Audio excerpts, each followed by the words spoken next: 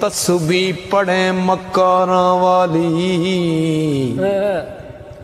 तू दाढ़ी कीती चिट्टी, पराया माल तू एवें खादा,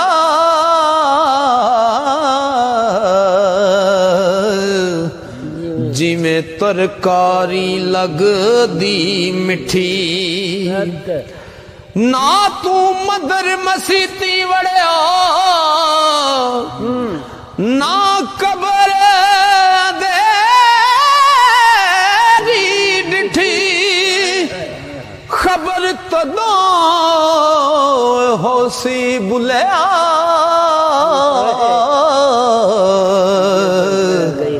ओ जदों मुंह ते आई मिट्टी, खबर तदों ओ होसी बुलिया,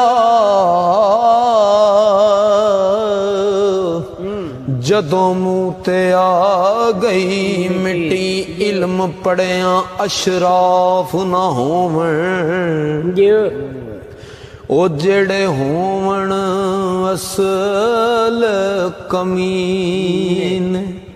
पित्तल कदी नहीं सोना बनदा,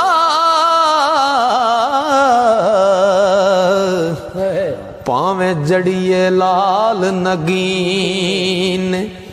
ते शूम कदी नहीं, शूम थी कदे नहीं, ओ सदका होंदा